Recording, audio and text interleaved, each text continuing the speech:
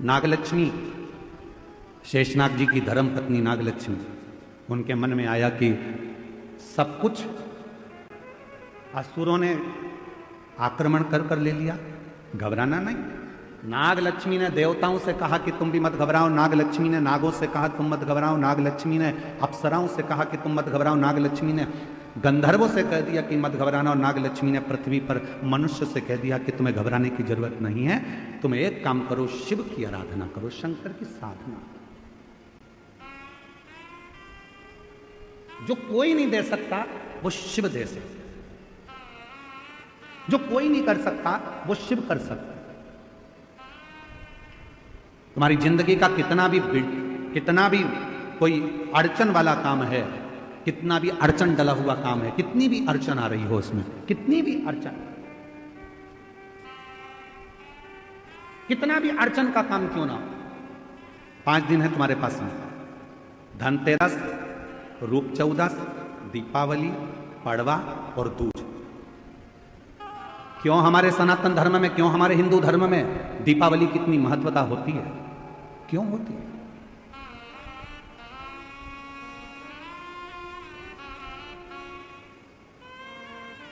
सारी सिद्धियां इन 5 दिन में व्यक्ति अगर कर लेता है तो उसके जीवन में बहुत कुछ फल प्राप्त हो जाता है।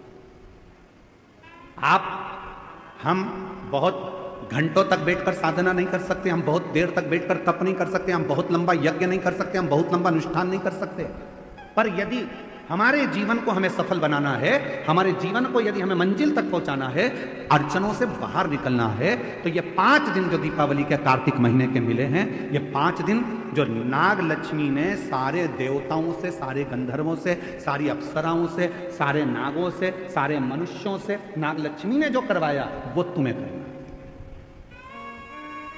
क्या करा था नाग लक्ष्मी ने? देख लिया था कि सारी सत्ता चली गई, वैभव चले गया, धन चले गया, जब बहुत अड़चन आकर खड़ी हो गई, असुरों ने आक्रमण कर कर सब कुछ ले लिया, कहीं राह नहीं मिल रही थी, तो नागलक्ष्मी ने कहा कि तप करने में बहुत समय हो जाएगा, साधना करने में बहुत समय हो जाएगा, यज्ञ करने में बहुत समय हो जाएगा, तो एक काम करो, शिव को अति प्रिय है बेलपत्र, एक बेलपत्र ले जाओ, शिव जी के शिवालय पर चढ़ाना प्रारंभ करो। शिवालय कहां ढूंढे? तो नागों ने नागलोक में जो नागेश्वर थे उन पर चढ़ाए, बैकुंठ में जो बैकुंठेश्वर थे देवताओं ने वहां चढ़ाए, ब्रह्मलोक में जो ब्रह्मेश्वर थे ब्रह्मेश्वर पर चढ़ाए, गंधर्व लोक में जो थे गंधर्वों के लिए वहां चढ़ाए। सबने भगवान शिव की आराधना करना प्रारंभ किया, सब। और क्या आराधना करी उन्होंने? उनको नहीं मालूम था कि नागलक्ष्मी ने कहा है 5 दिन बेलपत्र लेकर जाते, शिव जी को जल चढ़ाकर एक बेलपत्र समर्पित करते और प्रणाम कर कर आ जाते। ये 5 दिन आप बड़ा यज्ञ नहीं कर सकते, साधना नहीं कर सकते, तप नहीं कर सकते, आराधना नहीं कर सकते, तो अपने घर के अंदर पूरे घर में भ्रमण कर कर एक बेलपत्री को बीच वाली पत्ती से पकड़कर पूरे घर का भ्रमण कर कर अपने मन की कामना कर कर बाबा देवाधिदेव महादेव को ये 5 दिन रोज एक बेलपत्र चढ़ाना प्रारंभ करो। 5वां दिन हो दूज का, उस दिन एक बेलपत्र जब चढ़ाओ तो उसी बेलपत्र को वापस लेकर आ जाओ और अपने घर में किसी भी जगह पर उसको साल भर रखकर देखिए, जिंदगी की सारी अड़चनें समाप्त होगी, कार्य में सफल। यह नागलक्ष्मी के पूजन का दिन।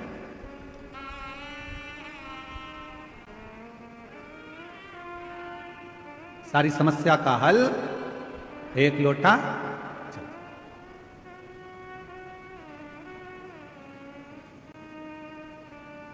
महाराज।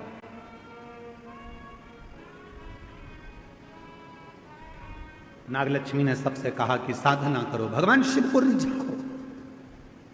सब लग गए रिझाने में, कोई तप कर रहा है, कोई साधना कर रहा है, कोई यज्ञ कर रहा है, कोई अनुष्ठान कर रहा है, पर देवता भगवान शंकर राजी नहीं होते। भगवान शंकर तो बड़े निर्मल, भोले, सहज, ये सबसे दूर हैं। शिव जी तो कहते हैं मेरे को पाना है तो तुझे मेरे जैसा होना पड़ेगा, मैं भोला तू भोला।